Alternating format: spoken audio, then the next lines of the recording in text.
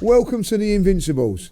Now, I'm not one for big intros, but I tell you something I am on, like, you know, I've put my foot down and decided that I am going to start hosting these now, like, you know. And so we sacked Robbie, and I have got in a replacement for today in Christian, top guy. I do not like Christian because he's got a lovely hairline and lovely hair. Really annoys me, but I have to pretend to like him for an hour. That's a lovely intro. Cheers, Luke. You don't worry about that at all. And I've got Smarty Marty, who has a good set of hair himself. Not as good as Christian's. Do you not think? But it's up there. Do you not think? Well, we get some comments on the streams, aren't we? Yeah, well, let's have a look. Let's try and get them both up, Joe, and see what it is. Who's got the most waviest hair, like, you know? I mean, Christian's is as wavy. it happens, I feel very inferior because Joe's got a good set of hair on him as well. Yeah, Joe has. He has actually, to be You know fair. what I mean? So, and also you have beards. We do. We should actually call this the Hairy Podcast. You know what I mean? It is unreal. Well, if you want to talk about hair, why don't we talk about trips to Dubai? Because while some of us were still working, while some of us were, you know, international break, still, you know, we were here for doing a great thing for Jamaica, the fundraiser. What a great job you've done as well. I have Appreciate to say that. Yeah, well, these guys did an amazing job. It was amazing to be a small part of it. You were over there in Dubai, chilling. I was. Getting a tan. I was. When I saw you, Lee, actually, I thought he'd ironed out a 10 course of sunbeds, but I realised you'd been to Dubai. I'll tell you what, like, one thing Smashing the about that, I'll sunbeds. tell you what. One thing about Dubai, you don't have to worry about a sunbed. Right? Like, you know, like if you go away on the old package holidays, you know, there's this 6 a.m. run, isn't it, to get your sunbeds and things. It's not like that in Dubai. The weather was unbelievable. I've come back, it's freezing cold, but last week I was here and it was pouring with rain and everything like that, and you've got your shorts on. There is something about a winter holiday, guys. You know, I do recommend it. And then you've come back, and I noticed this the other day. You've got leader celebrity judges. I put on Sky Sports, and there's Baller League, and there's Sky Sports pan to it's Mr. Lee Judges from Arsenal Fan TV. Yeah, mate, he's going places. Walk on with England International, European Championship and Euros winner, like, you know, Champions League. Champions winner, League, I think Chloe's won it twice. Yep. You know, Euros as well, like getting the winning penalty, didn't she? Like, you know, so walking on with Chloe. She was well pleased, you know. He's a superstar, isn't he? He's called Rob and said, look, I'm hanging out in Dubai. I'm walking out with Chloe Kelly at Baller League on Sky Sports. I'm taking your place. I need some credibility, I said. Like, so Christian's being me, I'm being you, and you're being Robbie. Oh, that's gone right down here, wouldn't it? Like, you know what I mean? Why did you go and spoil it? Like, you know what I mean? So, listen, what we're here to talk about is the North London derby. Before we get into this, I'm going to ask you a couple of things, right? What does the North London derby mean to you guys? Now, I'll put it into perspective. What it means to me is that I live in bandit country, right? Yep. Most it's the Spurs area. Where I come from, which would be the Spurs training ground. Players are in and around my area. It was very, when I was growing up as a youngster, 80% Spurs, 20% Arsenal. It's changed now. There's a lot more Arsenal. So for me, it's just get the win because I don't like the banter side of it and everything like that. I can give it, but I can't say it, you know what I mean? I've got not against them. But the thing is with Spurs, and I'll tell you this how I felt. When we beat them, I just sort of like, you know, let it go. But when they get one over us, they're all on the phone to me. I'll never do that. Yeah. But they do it to me, like, so it's a big thing for me. So, you know, being brought up, living where you are and everything like that, what does the North London derby mean to you first, Marty? Right, so it's interesting. It's funny you say that because I was actually thinking about this the other day. Obviously, when we got into game week, the international break out of the way, and my first earliest memories of the North London derby are in 1990-91 when in the semi-final of the FA Cup, when Paul Gascoigne stuck that worldy free kick and beat David Seaman, who potentially could have saved it. They went 2-1 up half time for a Gary Lineker header. And I remember that game after that. It was funny, and we're coming up to Christmas. So my cousins supported Tottenham fans. They're Tottenham fans, right? So my cousin and my uncle, Tottenham fans, and they season ticket holders through and through. And I remember at Christmas dinner table them sitting there. Now my dad didn't support Arsenal, but they sat there at Christmas dinner table going, "We beat the scum 3-1 at me." And bear in mind, I was 10 years old at this time. And that was my first real hatred for Tottenham fans. And I was like sat there as a 10-year-old getting absolutely hammered at Christmas dinner table with football chants being sung at me. And that was when I really sort of took a disdain. Obviously in that game... Disdain, I love that word. Disdain for Tottenham fans. And obviously the game was heartbreaking. Obviously North London derby at Wembley, but it wasn't then it was League One. The League Division 1, but that was my first the rivalry where I really sort of understood how much, I mean, for a 10-year-old to get hammered at a Christmas dinner table was a bit excessive. I think when I look back on it now, I was like, yeah. And I got a bit upset at that time as well. So obviously then that moved on through the years. And for me, it's a game that you've got to win. It's bragging rights. In a lot of recent years, I think we've won it for the last 15 years, this fixture. And all-time stats, Arsenal have won this fixture 84 times. There's been 52 draws and Tottenham have won it 61 times. So listen, we're well in front. And the other stat as well, it's I think since we've been in our Emirates since 2006 and Tottenham have been in their stadium, they've nearly lost as many games as us. So are we really that bothered about Tottenham? No, we're not. But that bit in your teeth where you hate them. Do you know what you say about the Christmas dinner and all that? Like, they used to have those games around Christmas, Boxing Day, and things like that. Like, and I reckon that the footballing world changed that because there was so many arguments over Christmas dinners and things. I remember it, like my family and all that. Like there used to be. I remember when Liam Brady got the goal and we won 5-0. It was chaos in my house because it's half and half. And I think one day that I reckon someone might have even been my nan that wrote to them and said to them, like, you've got to change this because it's not good, like, It's the rivalry is intense. Obviously, I've got Tottenham fans as mates, and unfortunately, acquaintances. Acquaintances. There you go, Lee. And it's one of those games where I remember we were talking about it off air. That game, the last time we lost at the Emirates, I remember where I was watching it, and I remember the disappointment of losing that game. And we have lost other games in other competitions and at their place, and it's just it really does hit you. But the atmosphere for this game, I can't wait for Sunday. 4:30 is Super Sunday. That Emirates is going to be live. It's a special level of bite in the air and a special level of buzz and atmosphere that really just, for me, that's everything I love about football. Yeah, it's similar for me. I think my granddad obviously was an Arsenal fan. My dad was an Arsenal fan. It's just always drilled into me. Tottenham is that's the game. That's the one we have to win. That's where the bite is. You know what I mean? A little bit different in terms. I know you said 80% Spurs fans when you were growing up. For me, when I was at school, most of my friends were United fans, which made me. Don't get me wrong, like I said. Whereabouts did you go to school? Like, in North London. Oh, so North London. Oh, really? Majority of my friends were Man United fans. Wow. In my school. And I know the same for a lot of people that grew up in North London. It was similar. I had 2 friends in school that were Spurs fans. The rest were United, and then the rest of us were Arsenal. Glory hunters. It was. I didn't have many friends that were Spurs fans, so I think just that when you're in school, it is banter with your friends. You go into school, we beat you, blah blah blah. The North London derby almost lost a little bit of its bite because of that. Do you know what I mean? I used to look at the fixture against United when I was at school, and that was almost the bigger one. I think it was just also because United were a good team. Spurs, I've got to be honest. Like you said, the last time they beat us at the Emirates was in 2010.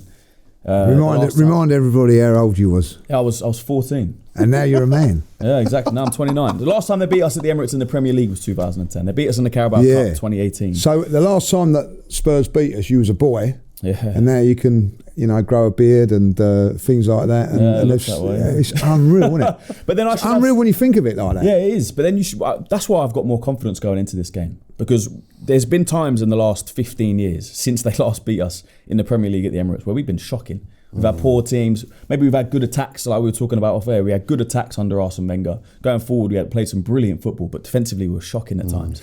We've had some poor players. You think of Mustafis and Kolasinac and David Luiz and Bellerin after his ACL and all of these players. Now we have a serious team. And to be honest, Spurs, they got some quality. I think they've got a good manager, but they haven't got a serious team.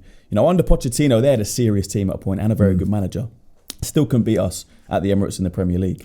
Now we've got a much better team. So I'm going into this game with a lot of confidence. Do you know, this is the interesting thing. That's why I love talking about North London derbies and everything. Because there's a different generation. Like there's me, then there's Marty, and there's obviously you, Christian. When I was growing up, Arsenal and Spurs, they were very, very similar. Both not very good, if I'll be honest. Then Arsenal in the late 70s become the better team. Then in the 80s, early 80s.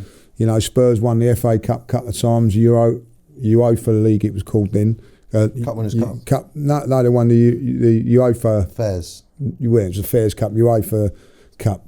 Yeah. They beat, I think, I can't remember. I'm devastated that day when they done that, But they had good players, Glenn Hoddle, Ozzy Ardiles, Ricky Villa. And they sort of took over as the better side. It was horrendous, they were sort of in my school days, if I'll be really honest. Spurs were better. You can imagine it was a lot worse then with Spurs being the better side. Then George Graham come over and then it took over, and then Arsene Wenger. And there was a stage which you're saying where I think that Arsenal was so much better, it was like they was a nuisance. You know what I mean? Like, be really honest, a nuisance, because you was playing Man United and chasing Man United for the title. Or was going, Man United would go to White Hart Lane, 3-1, 4-1, even give them a 2-goal start, you know what I mean? And they still come back and won, you know what I mean? I reckon at half time, I said, oh my God, we better let Man United win this. When we went there, it was tough times, even when we was much better than them. If you go back to the times with the Invincibles and things like that, didn't win there with Drew and Sol Campbell. Remember that game when he went back the first time? Yep. Drew that game. And then all of a sudden, Spurs come good again under the Pochettino thing. And I think over the last few years, it's evened itself out. Yeah. And now we've gone a little bit further, and it's lovely, isn't it? Do you know, just quickly, I think, and this might sound weird to people, but I've thought about this. Arsenal and Spurs almost went through a very similar period where they couldn't keep hold of their big players. All right, think of the players that left us. The Van Persies, Alexis Sanchez obviously went to United.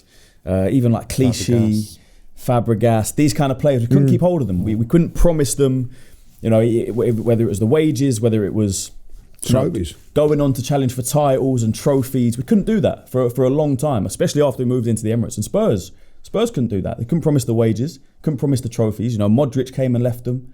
Kyle Walker left them. Gareth Bale left them. Berbatov, another one. Berbatov left them. All of these players would get to near their peak, look at the club and go, I am not going to reach my full potential at this club. It was the same for Spurs, and at a point I've got to be honest, it was the same for Arsenal. But I don't see that now, which is why I have so much more confidence now. Saliba signing a long-term deal. If Saliba was playing for Arsenal in 2012, he'd have left. Same with Gabriel. Yeah. Same with Bukayo Saka. Same with a lot of these players. Declan Rice would never have signed for us, ever. No way. He would have signed for a team where he sees potential to go on and win gone to Chelsea, the Premier League or the Champions League. All of these players that we're now signing and keeping a hold of are doing it because they see a team and a club that is going in the right direction. They see a manager that they believe in. And that's a great point. And I speak to my Spurs mates and family and all that, and one of the bugbears is that they see Arsenal doing what we're doing and they don't. And so there's that little thing where Spurs fan, and I don't care what anybody says, we don't really care about them and we don't care about it. They do, and we do, because you go to away games and we're singing songs about them and they're singing songs. There is a rivalry, and it's a very, very good rivalry. But I do think that Arsenal, when it mattered over, I don't know when it was 4 or 5 years ago when Mikel took over, probably when the Cronkies actually took full control, there does seem to be like an energy for Arsenal to be successful. Yeah, do you know what? I think I was just thinking of the interesting thing is, but you're talking about the players there. It's like Gabriel left Arsenal to go and be successful at City, didn't he?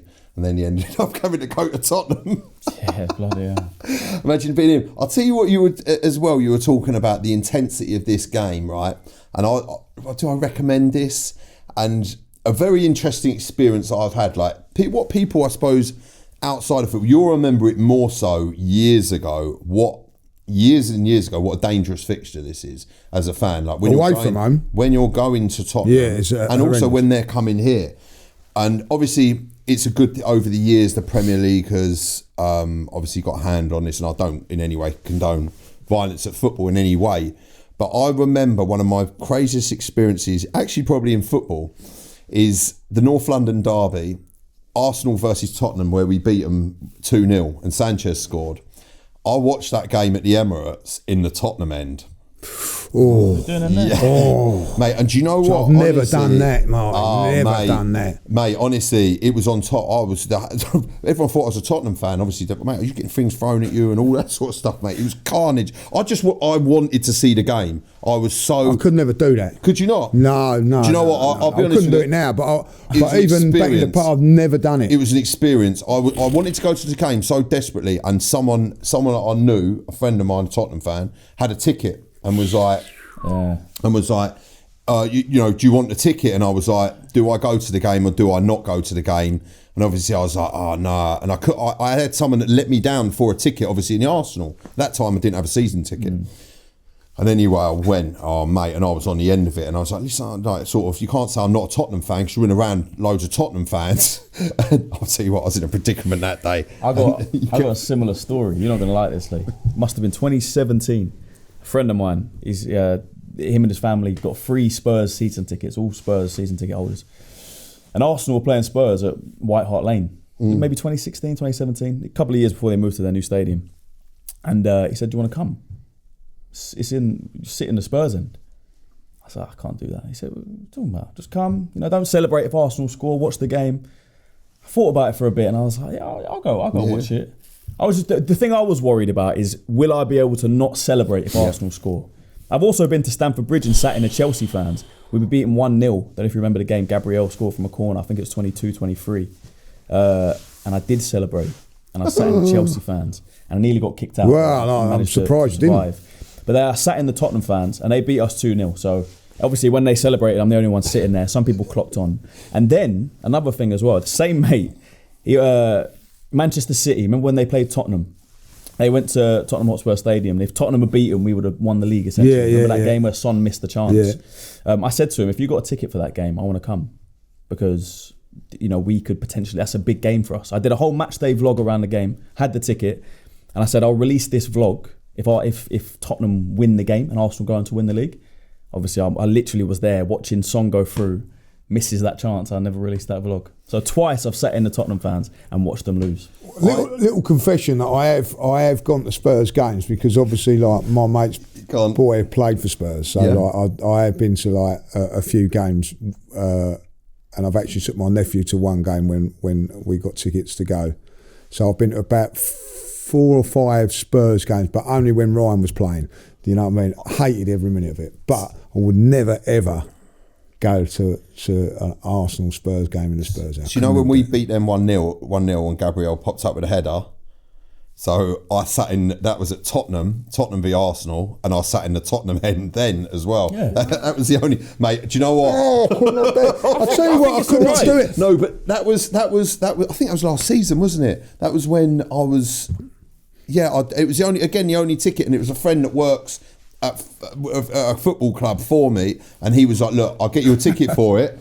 And I was like, oh yeah, because I wanted to go. Because I wanted to go. Would you rather not go at all? No, I wouldn't go. I'd rather go. I'd rather watch it down the pub with my mates, or no, I wouldn't. I wouldn't enjoy it because when you're playing Arsenal and Spurs, for me, I'm emotional wreck. And if Arsenal score, I celebrate. I cannot sit there and not celebrate. You know what I mean? I celebrate when Spurs get beat by whenever they get beat, like, you know what I mean? Like, I can't help it, like, you know what I mean? So I wouldn't be able to do it. If someone said to me, like, you know how I love me hospitality and everything like that. If they said to me, right, you got them dinner, hospitality in the best box at Tottenham, I could not go. Really? I wouldn't go, no. Do you know what the thing that was really surprising when I went to Tottenham as well, and this was obviously North London derby, I thought that was the only time I've done that for the North London derby, and I was so shocked at how quiet they were.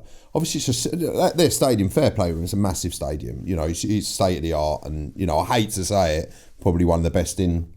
It's the best in England. It's the best in England. And I thought that, you know, I was in there and I was kind of like thinking, am I going to get lynched here?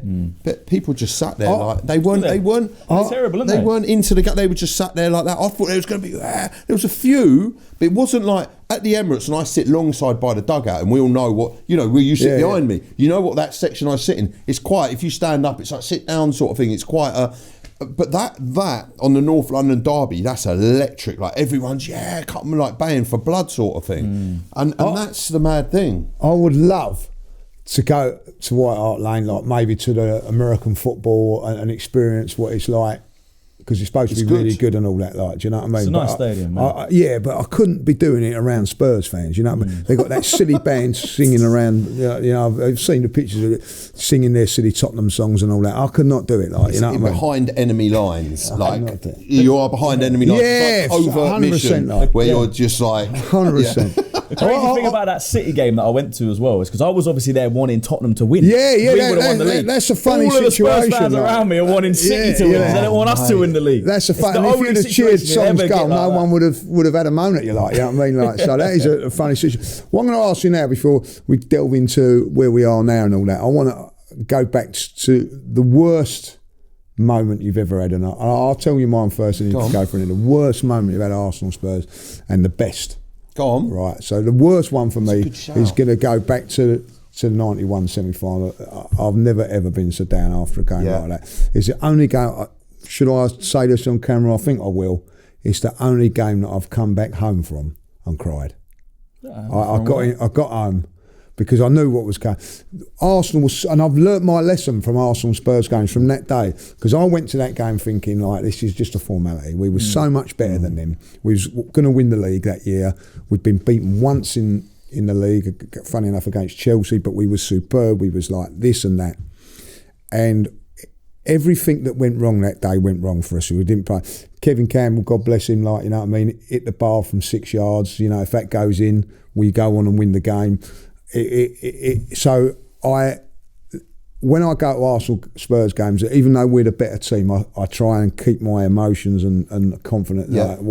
So that was the worst one. The best one is, funny enough, in the League Cup. Okay. In 87, it was a few years before that, semi-final. What happens, we played them twice, in home and away. Perry lost 1-0. Yeah. Perry Groves played up front. I think Charlie didn't play in that game. We lose 1-0 at Highbury. We go and beat them in the pouring rain at 2-1. Yeah. We beat them. So it's and then as we're coming out of the ground, they flicked a coin, believe it or not, like, to see where it would be. And we're coming out, and they say, it's back here on the Wednesday night, like, you know. And we goes back there on the Wednesday night. They're winning 1-0. The whole of the shelf, you remember back in the old days and all that, like, we're going to Wembley, you're not, like, you know. And we turned it around with Ian Allenson and David Rocastle, like, you know. Wow. I'll tell two stories about it, like, you know. I gets onto the station at White Hart Lane. Yeah. Right, because I've got to go back into, you know, I'm going back into Indian country, bandit country. I'm going into, like, you know. And there's about 8 Spurs fans standing right by that, and they're like fuming, you know what I mean? This is back in the 80s when it was a little bit, you know, you didn't wear your colours and everything like that. Me and my mate Gary, we're standing there, and this bloke, big Spurs fan, goes, if I see an Arsenal fan, you can kill him, like, you know what I mean? Like, and I was just standing there going, I didn't say a word, like, you know what I mean? And got on the train and managed to get home. And the other one is that years later, or whenever it weren't that far along, I was playing against Ian Anderson in a cup game. Yeah. And we're playing the game. We go, like, I don't know, it was a corner or something. Like, I said to him, like, you know, best day of my life and all that, like that goal you scored against us. against Spurs and all that, like, you know, after the game, I'll buy you a beer, like, you know. I think they might have won 2-1 with draw or whatever, like, you know. So I'm sitting in the bar after the game, totally forgot about it, on my shoulder, and actually, I'll have that beer now, like, you know. I had to go and buy him a beer, like, and we're talking about that game. So that was my two magic moments, like, you know. So Okay. have you had a thought? I have. Yeah, go on, Mark. Yeah? All right, cool. So obviously, like you said, the 1990-91. Even at 10, that's still the hardest. That, like I said, I won't really go. And I did cry, but I was 10 years old. So, Yeah, so you got an that was excuse. all right. But yeah, definitely, that was probably the lowest point, as I said, and then followed up. It dragged out till Christmas, as we said. But then the best moments. I mean, listen, we've had so many. No, only one. We've had so many. The one Right, I thought about this. greatest Can I memory. just. So the 5-2 where Walcott scored a hat-trick, where we come back, that was unbelievable. And obviously Great the shout. 3-1, I'd done a League Judges and I was in club level when that was the Amazon Prime season. When obviously Saka and Smith Rowe scored and Ramsdale at the end with the save. That was a beautiful summer's day. Well, yeah, it was a beautiful, and it was just, you know, the occasion. It was a great. Funny enough, I actually busted my ankle off that falling off an escalator, but that's another story. And that was a great performance. But I think for me, the best memory for this derby game, I'm going to go for obviously it was at Tottenham. It was the Invincibles when we won it at White Hart Lane. I know it was a draw. That game was a great game of football. It was a bit of back and forth, some great goals in it. But that memory of winning the league at White Hart Lane and going unbeaten, doing it there, and then celebrating winning the league at the end of it with those absolute legends, those iconic players. You're talking Henry's, you know, those sorts of, you know, those legends. That's just, it's an iconic picture, like time stamped into my mind that I just will never forget. And it was a great game of football, albeit it being a draw, and that must have been sickening for them. We're celebrating the winning the league, which is they've never won the Premier League. I always thought it was a little bit of a dampener because we didn't win that game. I think it would have been up there as probably the best memory if we'd have won it. Yeah, I get that. But to go, obviously, to cap off the season unbeaten there, and to, you know, imagine how sickening that is for Tottenham fans. We're celebrating winning an unbeaten season in their backyard. That must be the stuff that gives them nightmares. Yeah. I would imagine roles reversed. I don't want to imagine it. We had to sit there at the Emirates, with them celebrating winning the league unbeaten in our backyard, mate. It cripple you for life. Like it would send you. That's under, why mate. they're like they are. Like, you know what I mean? I don't want to ever get like that. You know what I mean? There's quotes from Thierry Henry from that game, and they said the Arsenal players were told not to celebrate. Yeah, that's right. Know about this. Yeah. And then the way they scored the penalty and equalised, didn't they? Made it They 2-2. went mad, didn't they? And they went crazy. And then Thierry went to them. He said, "You know, we need just a draw to win at your ground." And apparently none of their players knew that if they drew, that Arsenal still win the league. And they said, "Well, if you celebrate like that, we're going to go and celebrate with our fans." Yeah, so I'm glad they did. That's iconic. 100%. Right, I know. In terms of my, I haven't got those kind of memories. You know, the sad thing for me as an Arsenal fan, the best memories I have don't lead to us winning titles and winning anything. Yeah, getting to Wembley or necessarily. something like that. Like. Yeah, maybe. I think my worst is. You remember the one at Old Trafford when Vieira scored the win? Do you remember that one? Like and Perez, when we was 1-0 down and we ended up winning 2-1. What year was that? 2002? 2001. Yeah, we actually lost to I would have Liverpool. been 5 years old.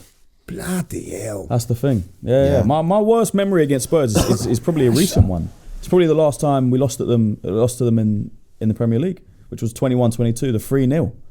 Rob Holding got sent off. Oh, don't remind me of that. That's gone out of my memory bank. That terrible one. Yeah, game. it was an awful game. Son scored the banger. Yeah, that was just a cursed game. Obviously, that's the thing though. That was Arsenal and Tottenham. You know, their fans were celebrating because they beat us to top 4. I don't want to be celebrating beating Spurs to top 4 anymore. I don't think any Arsenal fans do. I want to be celebrating when we win the league, right? I want this season, this Sunday, I want this to be my favourite Arsenal memory. Do you know what I mean? A favourite Arsenal win, because I want this to lead to us going on and winning the league. My favourite Arsenal win over Spurs, the 5-2 was great. It was good, 5-2 was brilliant. The 4-2, you remember the 4-2 about that one? Do you remember when Aubameyang scored that, we was losing 2-1? That's when... Lucas Torreira. Yeah, scored he in that scored in that game. game as well. And what's his name? Dyer was giving it the old shush shush. You know what I mean? Like that's got to be up there. Yeah, that was for incredible. someone like great guy. Yeah, Lacazette scored in that game. Aaron Ramsey was playing. Yeah, great memories. But again, they don't lead to anything. You know, great. Obviously, we talk about them. I remember it. I was there that day for that game as well. But I want it to lead to a title. Do you know how blessed we are as Arsenal fans, right? And I'll tell you this is how blessed we are as Arsenal fans, right? They had their moment in '91 at Wembley. It was the first semi-final at Wembley, right? We had to wait 2 years for it to happen again, right? And we won with Tony Adams scoring, like, you know what I mean? So for 2 years, they had that over us. That could go on for 20 years, like, do you know what I mean? Semi-finals and whatever. 2 years we had to wait to get our revenge. So that is why we're very, very fortunate being Arsenal fans, I think. And I can see why they have got a lot of scars against us. Like, you know. Now that is it, bringing it on now to Sunday. Can we inflict more pain on them? Like, you know, Gabriel not playing. We don't really know. There is rumours that show the people. There is rumours that Gyökeres. Check out the AFTV merchandise. Yeah, I have some of that. Where is it? Into there. Look at that. Down. Look at that. There we go. Look at that. Gyökeres t-shirt. Nice colour as well. I like that. Like, you know what I mean? So yeah, it goes with a tracksuit and everything like that. There's a rumour is that he's been training this week. Don't know. Like even Odegaard, there's rumours that he's been training. Like, so we don't know, but we know that Gabriel's not going to be there. Yeah. Big loss. Yeah. What's our thoughts going into that game? I'm going to be honest, nervous, if I'll be really honest, because I think there's more on it for us. I think if Arsenal win this game, we're expected to win. If Tottenham were to get a draw, I think a draw's not good for us, considering what's Man City are coming. Don't forget, if Man City beat Newcastle, we go into that North London derby 1 point in front. It could have been 6 points. Yeah. You know what I mean? So, like, this is the thing in football. Things change very, very quickly. Yeah, for sure. So, thoughts going into it? Look, do you know what, the nervousness with it that you say? When I start, I suppose, listening to other people, that's when that comes in. If I'm honest with you, this is again what this squad. This is where you test out this squad. How good is this squad? You see the Hincapiés. It's all right. It's all well and good going and ironing out 50 million quid on the guy, or Mascara, 13 million quid from Valencia. It's games like this that we learn how good these guys are. They've been bought to do a job.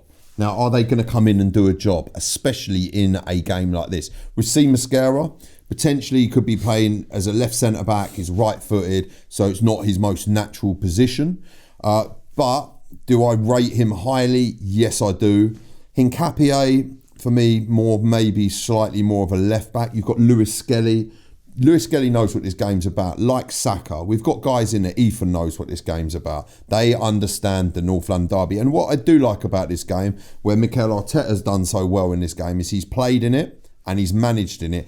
Mikel Arteta definitely knows about a North London derby. Like, for all the criticism this guy gets, and you know everyone goes, there is one person that you'd want in charge of your football team, is someone that understands the North London derby and what it means to Arsenal fans. And he's got a great record in it, you know, and we have for 15 years. So I want to see, obviously there's talk of Odegaard being back, Gyökeres potentially, and I like that this news is being kept close to Arteta's chest. For all intents and purposes, Gyökeres could be fully fit, ready to go, and so could Odegaard, but not letting sort of everyone know, so it keeps Tottenham guessing. Madueke's coming back soon. Martinelli is coming back soon. So we've got options. And listen, what a great game for Eze to pop up and score a goal. You know, obviously there was, before the beginning of the season, that Tottenham thought that they were going to buy Eze, which is just the most ridiculous thing I've ever heard, that he was going to go to Tottenham. And you know, what a great game to turn up, deliver, and do what we've got to do. And yeah, I'm really looking forward to it. This is the game, like I think the Man U games, the Liverpool games, the City games, definitely Tottenham home and away. When the fixtures come out, we've done the fixtures on this show, and we looked at these fixtures specifically. It's like Tottenham home and away, because my experience of them, the atmosphere, that's the football, how the stadium's almost breathing with energy. It's live, you remember it, you're there, you're the excitement of it all. The build-up. This build-up's been started since, Wednesday? The game's on Sunday. You've got 5 days of build-up. And then we'll talk about the game for days after, especially if we spank them. You get a week of this. And it's great, and bear in mind, after the back of an international break, which I'm not a fan of at all, and then you come straight back into this. Yeah, to a massive one. And then for me, essentially, when this kicks off, this is our fixture. This is the Christmas fixture pile up. That's what we've got now. We have now got a period into basically the mid of January where it's just 2 games a week, football. Mate, is there anything better?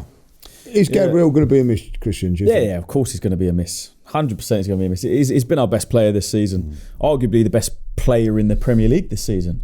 I think he was... No, I think he was... No, I don't know about best player in the world. Centre-back. Yeah. One of the best centre-backs in the world. 100%. Yeah, of course. I don't watch other leagues as much as I watch Premier League, so I can't talk about Madrid's and Barca's and all these teams. But in terms of the Premier League, I think Jamie Carragher said it. He has been one of the best players in the Premier League so far this season. And we know what he offers, obviously, going forward and defensively. It's going to be a massive miss, but that's why we've got a squad. Yeah. Don't get me wrong, the news hit me and I was like, oh man, another injury, especially to Gabriel. But then when I thought about it, I was like, there's actually a few things we could do. I think for me, there's 3 options defensively. Yeah, that's what's going to go on. Yeah, you play Julian Timber at right back. You play Saliba at right centre back. You either move Calafiori to left centre back and play Miles Lewis-Skelly. That's option number 1. Option number 2 would be Timber at right back. Again, keep Saliba at right centre back. Play Hincapié left centre back. So start Hincapié and play Calafiori at left back. So you don't move Calafiori. Mm-hmm. And then for option number 3 would be Timber at right back. Bring in Mosquera. Mm-hmm. And play him alongside Saliba. I don't know which one of them would play on the left or the right. I'm not sure. Maybe you move Saliba to the left, or you play Mosquera on the left and keep Saliba on the right, and you keep Calafiori at left back. For me, those are the 3 options. I know people have been talking about you could also bring in Ben White and play Timber centre, but I wouldn't do that at all. Timber's been one of our most consistent, one of our best players this season. Or Nketiah and Calafiori and leaving Miles Lewis-Skelly out. Is that another one? There is that. Yes, that was option. That was number 2. Yeah, so Hincapié left centre back and Calafiori at left back. Or you could swap them over then. Sorry, like Calafiori at central defence and Nketiah. Would you put that as an option? I wouldn't do that. No, because if Calafiori is going to play, I would keep him where he's been playing. But you can bring him into left centre back as well. There are a lot of these conundrums. Do you bring? I like the. Come on, let's get the elephant out of the room. Like, your manager, what you got? I will say first, my initial thought was to put Calafiori left centre back and play Miles Lewis-Skelly left back. The more I thought about it, I would bring in Mosquera. I think he's come in this season. He's played in high pressure games. Calafiori at left back. Yes. Yeah. I play. That's what I would do. Mosquera, Saliba. As much as I want Miles Lewis-Skelly in this team, I agree. I think that you've got to look at the centre, the partnerships there. Them two have played together more often than not. Yeah. And I don't think Mosquera's done anything wrong to be disregarded. No, he's made one mistake this season at St James's Park when he kicked out for a corner. And unlucky for them to go and score from that corner. Otherwise, no one would have talked about it at all. What about he was playing right back and he put it into the middle. But, I mean, listen, if it was another team, they could have scored, but they didn't. So I'm a fan of if it ain't broke, don't fix it. Keep Calafiori where he is, because the reality with Calafiori is we've got a big game against Bayern Munich on Wednesday. Calafiori ain't going to play in that. No. And he's not, because he doesn't play twice a week. He plays once a week. Yeah, and he keeps him for Premier League games. And there's no need to put him inside, because we all know, and he'll end up as a number 9, as a number 8, and a right winger. He just marauds the pitch. The left-sided centre-back, me personally, I go with that Mosquera. Like you say, he hasn't done anything wrong. I rate Mosquera. I think he's great. And I think it's a great opportunity for him to come in and, really, sort of, I say, further his Arsenal career. But yeah, in a North London derby, come in. I'll put this to you. Yeah. Because there has been doubts about Calafiori, or whatever. If he's not available, what would you still go Mosquera and bring in Miles Lewis-Skelly, or would you bring in Nketiah? Yeah, I still would. I still play Miles. I'd play Miles Lewis-Skelly at left back. Yeah. I've got no problems with Miles at all. I said this to you before, I think on a preview that we did. Yeah. If we were playing I'm the with Champions League tomorrow and Miles Lewis-Skelly had to start a left back, I would not be worried. I would be like, oh my God, Calafiori's not. I think he's a brilliant player. Yeah. I just think he's unlucky not to be in the team because Calafiori is literally that much better than him right now. But what he brings to the team, he's played in big games, he's scored in big games, he's had big moments. Real Madrid last season, he was brilliant. You know, Manchester City went and scored a goal. He's made a name for himself now. If Miles Lewis-Skelly's on the team sheet on Sunday, I'm not worried at all. I'm with you on that, like, you know what I mean? Yeah. Midfield picks itself. I think even that, you can play Hincapié. I mean, we've seen he's a rough, tough kind of guy. Probably suits this game really well. I'm with you on that, but I think Lewis-Skelly deserves because of the North London game. experience. Yeah. I feel that, even though definitely. I've not got a problem with that. For me, Miles has played in this game before. He knows what it's like. I would. Do you know what it is? Do you know what it is, Lee? I don't have a problem with any of them players playing. That's what it is. Even if he puts Hincapié at centre back, I ain't got a problem with that. If he puts Calafiori there, I ain't got a problem with that. I do not. When I look at the defensive options that we have, I don't have a problem with any one of them playing, and that's what it is. That's a great thing. Midfield speaks for itself. I think. Zubimendi, Rice, Eze. Unless people talking about Odegaard might be back. I doubt he's fit enough to start the game. Hopefully he's on the bench as an option, but yeah, I think those three, Zubimendi, Rice, Eze, will be. I'm looking forward to seeing Zubimendi in this fixture, and I've been so impressed with him. Do you know what? I was saying this the other day. It's a lot of disrespect as well. What? I've heard people talking about him, and I've heard Arsenal fans disrespecting him. I think people don't understand what he does. You know, he's not the flashiest player. He's not always on the ball. He's not always getting forward. It's like Gilberto. My dad always talks about Gilberto Silva in that Invincibles team as the most disrespected player because he wasn't the flashiest. He wasn't banging in goals. He wasn't. Do you know what I mean? He wasn't taking free kicks. He wasn't that kind of player. But what he did, you missed him more. You realise how important he was when he wasn't playing. Yeah, same with Zubimendi. The way he breaks up play, the way he dictates it, the way he drives the ball forward. And he can get forward as well. You know, pre-season we saw him with a nice assist to Gyökeres, scored 2 goals, including a banger from outside the box against Forest. For what he does and the engine he's bought and how he's replaced the guy that was there last season, he's been absolutely that's for me. Thomas Partey's not been missed. Yeah. You know what I mean? Absolutely not been missed. And I think that's the biggest credit you could give him because he was like a player I thought was wonderful for us in that role. But I think he's enhanced it, if you know what I mean, by the way that he plays. What I think that he's done, Zubimendi, which is a real thing, he's pushed out the myth you've got to be big and physical in that role. You know what I mean? Like a big 6 foot former centre half that's played there, like, you know what I mean? You can be a clever player, a ball nicker, if you like. And I think the best example of that is when against Sunderland he wins that ball. He gets booked for it, I don't know, but he wins that ball. The amount of challenges that Zubimendi just comes in and skillfully hooks the ball away. Yeah. Afterwards the player might sort of go, but he gets round the player, gets the ball, nicks it away. And you can watch this player at the carpet, literally just glides around it, gets the ball, just turns, moves it, just keeps the game flowing. And like you said, that's the thing. He's like an unsung dictates hero. Play, doesn't he? Yeah, dictate. He and the tempo, the flow, and like the unsung hero, exactly like you said, the Gilberto Silva, that guy that doesn't get the credit. Now, I don't get that. When you say Arsenal fans, I really, really rate this guy. I think he has the potential. You know, everyone's raving about Caicedo. For me, he can do everything that Caicedo does. Exactly the same.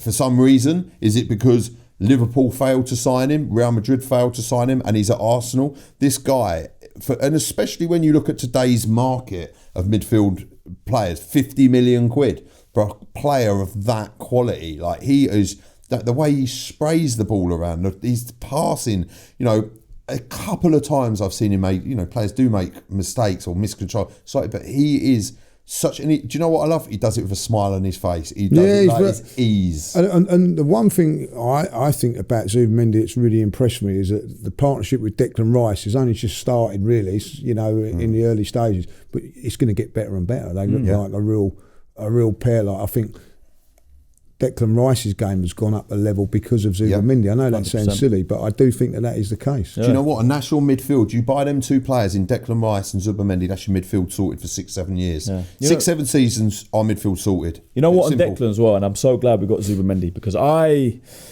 will say this, I wasn't, especially last season, I wasn't the biggest fan of Declan Rice playing further forward and playing in the 8. I always thought his best position was as a defensive midfielder, breaking up play. I think a lot of people agreed with that, but now I was wrong.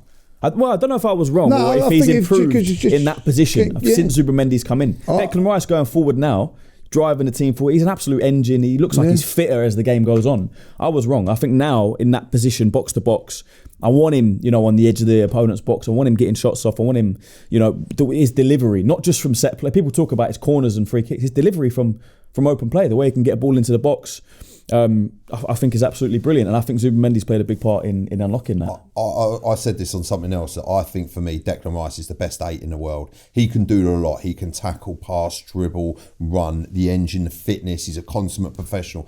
And then he's got everything in his locker and more than everyone else. And dead ball specialists. You know when they say about how if he's better than so and so, Declan Rice and all that. How I see it with Declan Rice is like, you give me any other player in the world, I don't want them. Yeah. I don't mean that might be better than him and whatever. I don't want anybody else. I want Declan what Rice. we've got. Yeah. I think he is.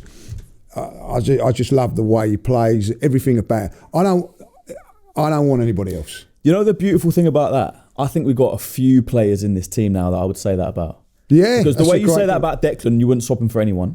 I wouldn't swap Saka for anyone. No. I wouldn't swap Jurriën Timber for anyone. I wouldn't swap Saliba or Gabriel for anyone. I'm not sure I'd swap David Raya for anyone. No, I wouldn't. Yeah, I'm with you on that. Do you know what I mean? What Arsenal teams in history have I, especially, I'm a younger fan supporting in the Emirates era. There was times where I'd have swapped our whole 11 for another 11 like that. Yeah. Now there's 5 or 6 players I wouldn't swap for anyone in the world. And what we're watching right here. That doesn't mean to say there's better players. Like that, I'm not saying they are the best in the world in their position. But we're not swapping them out. Nah, they're up there. Do you know what I mean? Jurriën Timber for me is in the top 3. You could talk about Hakimi, Reece James. I give respect, they're great players. Yeah, I wouldn't swap him. No. Saka, I don't think he's as good as Lamine Yamal. Even Salah on his day, I don't think Saka's as good. But I wouldn't swap him. Again, do you know what I mean? It's the same with Declan Rice and Gabriel Saliba. And I think what we're seeing here with Declan Rice right here, right now, is potentially a player that obviously depends how this season goes, and obviously this team have to win things, but seeing a legend in the making, an Arsenal legend. What we could be watching now is, in 15 years' time, we'll be potentially talking about Declan 100%. Rice and going, that guy was one of the best midfielders at Arsenal Football Club ever. That potentially, he has, when I look at that guy, he's got that potential in him. That obviously this team have to go and win stuff for that to happen. But listen, if they go and stick a Premier League away or Champions League and all that, that's how this team will get talked of. If he wins the World Cup, and it's a big. And if he wins the Premier League, he's player, Ballon d'Or winner. Mate, he does them too. Potentially, he will go down as a legend, an Arsenal legend. You go and stick the Premier League and a World Cup away, then mate, you never Premier League will do for me. You never buy a beer in a pub ever again. Do you know what I mean? You know the thing about Declan as well, and obviously West Ham fans when he went, a lot of them wished him well. A lot of them said you're making the wrong move. He's now put himself in a position where he can be in that conversation. If Arsenal win the Premier League, and say we do a double, right? Say we win the Premier League and the FA Cup, and he plays a big part in that, and he's fit the whole season. And then England go and win the World Cup, and he plays a big part in that. He could win a Ballon d'Or. He's now put himself in his career in a position where he is in the right environment at the moment to potentially win a Ballon d'Or. Got to get it over the line. And he's got the quality to do it. And he has got the quality. Up front, we've got Gyökeres. Gyökeres is fit. I'm not sure he starts. That's a great point, because I'm in this with you as well. Like, I think that I want him available. Do we start him or not, or do you start Marino? Obviously, if he's fully fit. Or do you put Trossard in a false 9? No. Trossard's on the left, Saka on the right. Yeah. Marino starts up front. We know Marino's going to start up front in this game. Do you think? And look, unless... I don't know if you guys have seen Hand of Arsenal on Twitter, but usually he's got the inside news when it comes to Arsenal. He tweeted that Gyökeres is a doubt. I think this is a couple of days ago. Like you say, unless they're keeping their cards close to their chest, and he is going to be, and he is training. If he's 100% fit, he starts. Of course he does. But if he's 80%, Mikel Merino starts up front, and then you bring him on. Yeah, exactly. Yeah. I want to see. I want to see Gyökeres, Martinelli, Odegaard, potentially Noni as well. People are talking about Noni as well in the squad. Now I don't care if they start or not, but I want them in the squad. That's how I see I'll it. tell you what as well, which would be great for Gyökeres, because Gyökeres has been under criticism this season from Arsenal fans and other fans. But if Gyökeres either A, comes on or starts this game, bottom line is Gyökeres wins this game or goes and scores in this game, and everyone knows what this means to Arsenal fans. The amount of pressure that takes off of that guy is unbelievable, and he will that's straight a away. great point, You see players that have done this. Your Emil Smith-Rowes, your Sakas, your Ramsdales with the saves, where players have performed in this fixture. You know, remember when Sol Campbell came? You know, I remember watching that you perform in this fixture. Tomiyasu, when in that game, Tomiyasu performed, and straight away he was like, he scored. And straight away he's gone down as a fan favourite with Arsenal fans, because you do the business in this fixture. Arsenal fans straight away immediately love you. I can go back. Charlie Nicholas, when he first signed for Arsenal, struggled a little bit, but always scored against Spurs. Hero. This is it.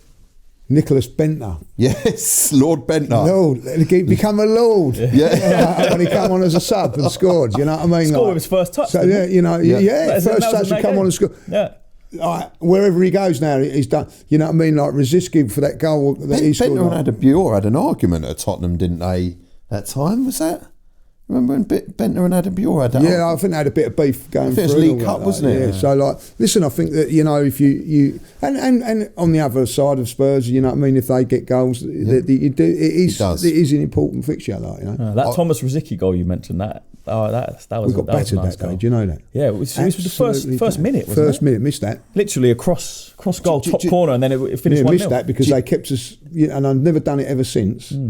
We used to go like in the you know what they call it, like the escort, and they held us back and didn't get in till after they scored. They was telling us that the game's it's been delayed and all that. Like, we get like someone had their phone and said, "No, we're winning 1-0." Blah blah blah. We gets in there and absolutely, it was just one way traffic. Spurs. You know what I mean? Like, you know. Remember when Sol Campbell signed for Arsenal and his first game was playing Tottenham v Arsenal? Horrendous. Right. I watched the other day. I mean, I remember it, but I watched it the other day, and the noise in that stadium, the hatred for that guy. I believe that is where it was a rivalry between Arsenal and Spurs, but it become pure hate. Do you reckon that tipped it over the edge? I tipped it. I noticed going to White Hart Lane, it was a lot more hostile. I'm going to put it that way.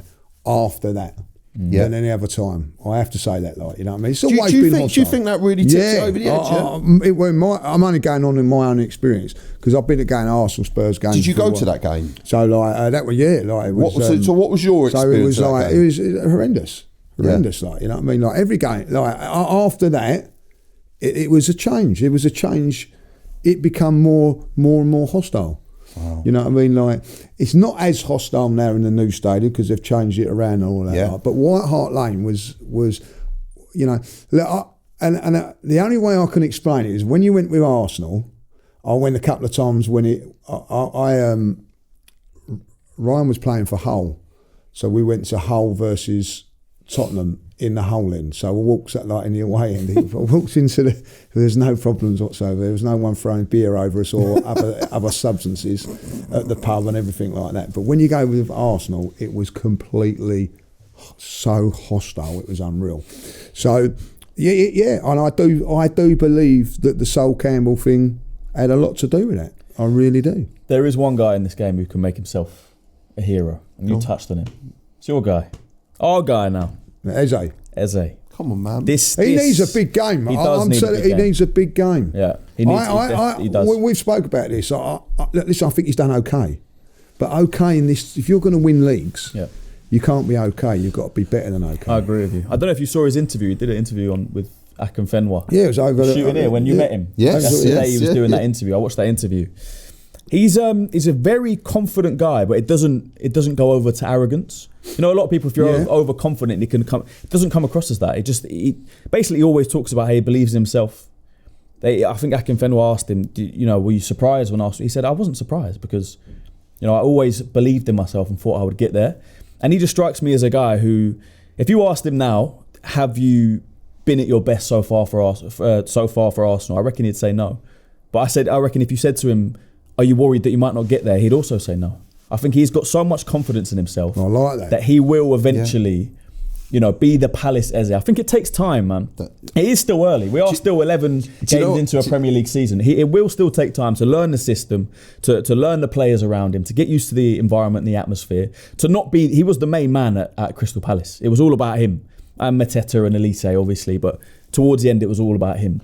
Now, to fit into this system, it's going to take time. And this, like I said, this is the game to go and stamp your mark on it, go and have a massive performance and make yourself a hero. I do generally believe that we will see the best of Eze probably in the back end. I don't know, I might be wrong, back end of this season, and it take some time to settle in, because which is funny, because usually when say you go and buy a player for 68 million quid, you kind of want instant results, and with him there's kind of I feel like a bit of breathing space, because I do generally believe that he will come and when he comes good. I mean, that player at Palace, like, he was the main man, and he was running games, like changing games, was show-stopping, finishing and match-winning goals, running that midfield, just pulling something out of nothing.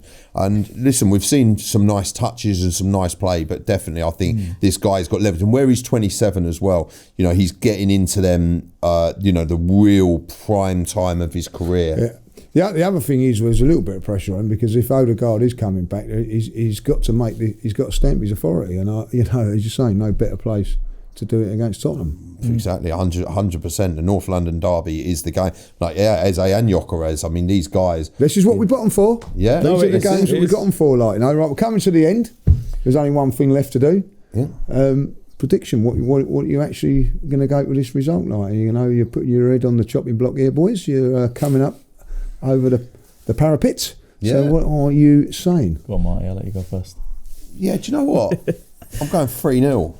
Oh, yeah, okay. I'm just going 3-0. Oh, I like that. I like it as well. Just going 3-0, done. Yeah, I mean, listen, I'd like to go back to not conceding ways, definitely.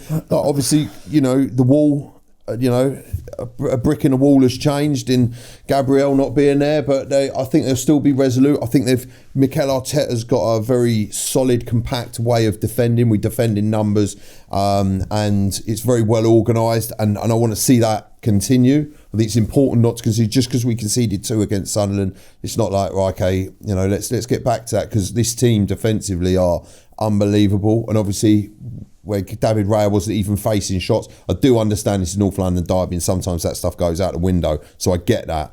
And an emotion definitely comes into this fixture. But have we got the players to do the job? Yeah, definitely. And it would be nice to see, I think, a 3-0 win would be absolutely phenomenal. Your hand up with that right now. It'd be phenomenal. It'd be brilliant. Imagine that. And but yeah, and I think that's realistic as well. Tottenham have been quite good away from home, but also at home they haven't been good. Are they the best Tottenham side? No, they've got a lot of injuries. I think they've got 12 players out. I think 6 midfielders, 2 defenders, and 3 attackers out or something. So they're not in the best place. Their goalkeeper's Vicario's been quite inconsistent this season as well. So I think there's, set pieces wise, he hasn't been great. He hasn't been great in the air and claiming things, and obviously that's a strength of ours. But to be fair to Tottenham, they've been quite good at set pieces, and they've scored quite a few goals. Mickey van der Ven's their top goal scorer with 5 goals, which says it all. He's a centre back. And so really, should they cause us any real problems? No, but it's Premier League football and it's North London derby. Bring it on. Love it. Yeah. Like Marty said, they've been obviously a lot better away from home. I think Thomas Frank is a good manager. I think he knows how to set up against teams. They beat City away from home this season. Beat us in Hong Kong. Beat us in frustrating. I know it's frustrating, but I see things in that game I didn't like. I know what you mean, but if I look at Arsenal pre-season versus Arsenal during, we've been so much better. So I think even if Tottenham were to put in a similar performance they put in that day when they beat us pre-season, I think we'd still beat them if we played how we've been playing this season, if that makes sense. Yeah. And people obviously say form goes out the window. We can't let form go out the window. No. If we let form go out the window, we make it a much more even playing field, and it can't be that. We need to take our form into this game. I know we drew against Sunderland, but we're still in great form. Can't remember the last time we lost. It was against Liverpool. Yeah, That's how long ago it was. Last time we drew, obviously, Sunderland. Before that, it was City. We've been winning a lot of games. We've been scoring. People say scoring from set pieces. Against Sunderland, we scored 2 great goals. I don't care about scored, that. Trossard. I don't care. No, we know we can score goals from open play. We've got the quality to do it. I think it will be tough. I'm torn between 2-0 and 3-1. I know, I've heard of quite a lot of 3-1s for some reason. Can I just say as well, I remember watching this game, last thing on it, 1990-91, this fixture, we drew it both times 0-0, and we were phenomenal that season. So this you know, when I say 3-0, it's not an easy game. It's not. I'd love to predict a 3-0 win. I'm going to go 2-0. I'm in that, and I think that it'd be 1-0 for a long while, like, you know what I mean, and it'd be tense. I don't, you know, it'd be the second goal would be a relief. I think, like, you know I think if we score, they've got to come out and play. If they score, I think we're in trouble. We're in trouble. I think if they score first, we're in trouble. Early, I think we are in trouble because they will sit behind the ball and then we've got to break them down. They're good at that. They are good at that. And we'll struggle. But if we score, they've got to come and play, and that's where I think they'll be in trouble. Like they have to come and play at us. We know we can open up anyone on our day. I also think it will change when I see the team sheet. You know, if he comes and sets up, I don't know if Sarr's fit. I heard there was a bit of an injury, but if he was to play Sarr, Bentancur, and Polinia, and play the 3 DMs and really sit back, not play Xavi Simons, not play Bergvall again. I don't know if he's fit either. Well, he will play that. He'll play. He won't play. But then, do you know what I mean? If he, it depends what he does. If they come and they sit back, they'll make it tough because they can defend. 100% they're making it tough, and defensively they've been a much better team than what people give them credit for. They've struggled at home because they have to open out a little bit. But when they're away from, I thought pains me to say that was impressive against Everton. That was a difficult fixture. As you say, Manchester City, they always totally deserve. I know they always you know what I mean. But they still got the job done. I think Arsenal got to be right on their game on Sunday. And listen, it could go a little bit like the Atletico Madrid game, where it's a tight game, and then like when they open up, we go like. So I can see what Marty's saying, but I even think if we were to go 1-0 up, I don't think Tottenham will come out. I think they'll just say, like, we'll try and keep it, and then maybe the last 10 minutes do it like that. He's done that with Brentford on a couple of occasions and nicked something. So, listen, I don't underestimate them. I'm going to lock in 3-1. 3-1. I like that. So we're all backing our team. We're all backing the Arsenal. Yeah. Listen, thanks for coming on today. What a fantastic job you've done today, Mr. Judges. I didn't want to professional. say, like, you know, thank you very much. Like, Filled in with consummate listen, ease. I think it helps when you've got good guests. Oh, thank you. So hopefully, like, you know, we'll see you again, Marty, of course, and I'd like to see Christian again. Like, absolutely fantastic today. Let us know in the comments if he got the job. Yeah, like, you know what I mean, done well, like, you know. So thanks for listening. Leave your comments behind, you know, and things like that, and what you think of us as a free. If you want Robbie back, let us know, like, you know what I mean. No pressure, like, you know. So listen, North London derby. We know how big it is. We know what it's all about. Let's hope that when we come back next week, we've beaten Tottenham, and also beaten Bayern Munich. Oh yeah. We haven't spoken about that. Because this time when we're back next week, we'll talk about that next time. Like, big game for me. It's all about Sunday.